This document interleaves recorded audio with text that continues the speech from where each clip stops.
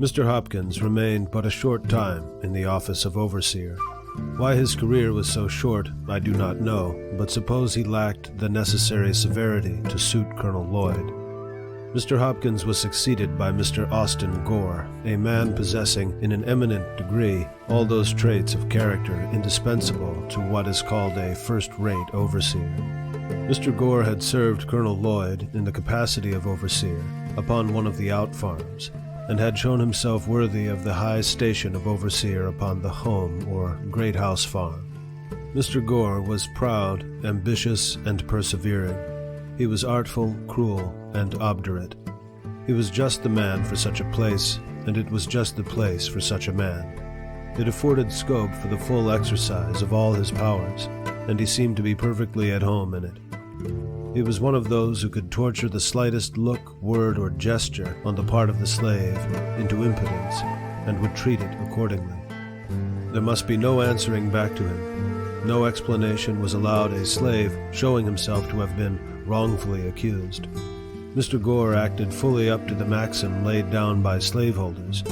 It is better that a dozen slaves suffer under the lash than that the overseer should be convicted in the presence of the slaves of having been at fault. No matter how innocent a slave might be, it availed him nothing when accused by Mr. Gore of any misdemeanor. To be accused was to be convicted, and to be convicted was to be punished, the one always following the other with immutable certainty. To escape punishment was to escape accusation, and few slaves had the fortune to do either under the overseership of Mr. Gore. He was just proud enough to demand the most debasing homage of the slave, and quite servile enough to crouch, himself, at the feet of the master. He was ambitious enough to be contented with nothing short of the highest rank of overseers, and persevering enough to reach the height of his ambition. He was cruel enough to inflict the severest punishment, artful enough to descend to the lowest trickery, and obdurate enough to be insensible to the voice of a reproving conscience. He was, of all the overseers, the most dreaded by the slaves.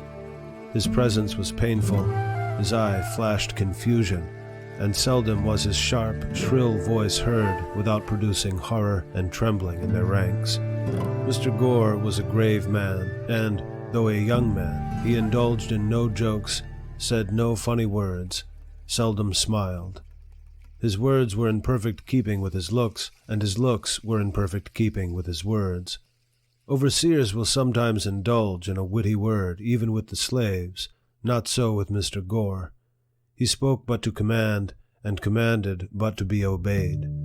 He dealt sparingly with his words, and bountifully with his whip, never using the former where the latter would answer as well. When he whipped, he seemed to do so from a sense of duty, and feared no consequences. He did nothing reluctantly, no matter how disagreeable, always at his post, never inconsistent. He never promised but to fulfill. He was, in a word, a man of the most inflexible firmness and stone-like coolness. His savage barbarity was equaled only by the consummate coolness with which he committed the grossest and most savage deeds upon the slaves under his charge.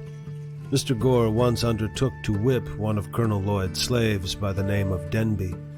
He had given Denby but few stripes when, to get rid of the scourging, he ran and plunged himself into a creek and stood there at the depth of his shoulders, refusing to come out.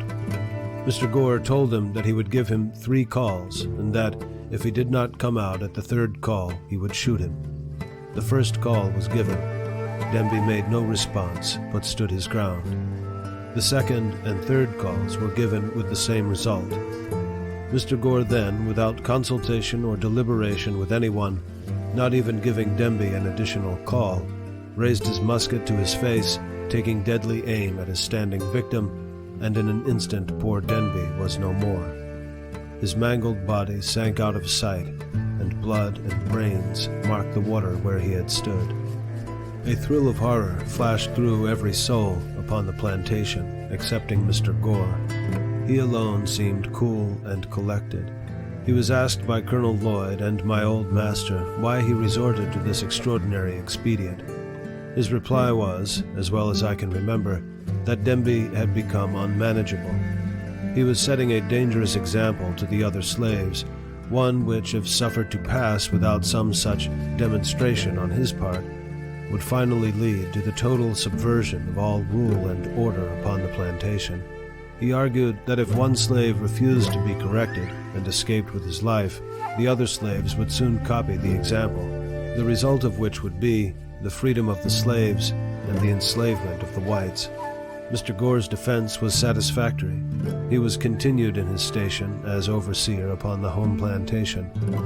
His fame as an overseer went abroad. His horrid crime was not even submitted to judicial investigation. It was committed in the presence of slaves, and they, of course, could neither institute a suit nor testify against him. And thus the guilty perpetrator of one of the bloodiest and most foul murders goes unwhipped of justice, and uncensured by the community in which he lives. Mr. Gore lived in St. Michael's, Talbot County, Maryland, when I left there, and if he is still alive, he very probably lives there now, and if so, he is now, as he was then, as highly esteemed and as much respected as though his guilty soul had not been stained with his brother's blood. I speak advisedly when I say this, that killing a slave, or any colored person, in Talbot County, Maryland, is not treated as a crime, either by the courts or the community. Mr. Thomas Landman of St. Michael's killed 2 slaves, one of whom he killed with a hatchet by knocking his brains out. He used to boast of the commission of the awful and bloody deed. I have heard him do so laughingly, saying, among other things, that he was the only benefactor of his country in the company, and that when others would do as much as he had done, we should be relieved of the D-niggers. The wife of Mr. Giles Hick, living but a short distance from where I used to live, murdered my wife's cousin, a young girl between 15 and 16 years of age, mangling her person in the most horrible manner, breaking her nose and breastbone with a stick, so that the poor girl expired in a few hours afterward. She was immediately buried, but had not been in her untimely grave but a few hours before she was taken up and examined by the coroner, who decided that she had come to her death by severe beating. The offense for which this girl was murdered was this. She had been set that night to mind Mrs. Hick's baby, and during the night she fell asleep, and the baby cried. She, having lost her rest for several nights previous, did not hear the crying. They were both in the room with Mrs. Hicks. Mrs. Hicks, finding the girl slow to move, jumped from her bed, seized an oak stick of wood by the fireplace, and with it broke the girl's nose and breastbone, and thus ended her life. I will not say that this most horrid murder produced no sensation in the community. It did produce sensation, but not enough to bring the murderess to punishment. There was a warrant issued for her arrest, but it was never served. Thus she escaped not only punishment, but even the pain of being arraigned before a court for her horrid crime. Whilst I am detailing bloody deeds which took place during my stay on Colonel Lloyd's plantation, I will briefly narrate another, which occurred about the same time as the murder of Demby by Mr. Gore. Colonel Lloyd's slaves were in the habit of spending a part of their nights and Sundays in fishing for oysters, and in this way made up the deficiency of their scanty allowance. An old man belonging to Colonel Lloyd, while thus engaged, happened to get beyond the limits of Colonel Lloyd's and on the premises of Mr. Beale Bondley. At this trespass, Mr. Bondley took offense, and with his musket came down to the shore and blew its deadly contents into the poor old man. Mr. Bondley came over to see Colonel Lloyd the next day, whether to pay him for his property or to justify himself in what he had done, I know not. At any rate, this whole fiendish transaction was soon hushed up. There was very little said about it at all, and nothing done. It was a common saying, even among little white boys, that it was worth a half-cent to kill a nigger and a half-cent to bury one. End of chapter 4.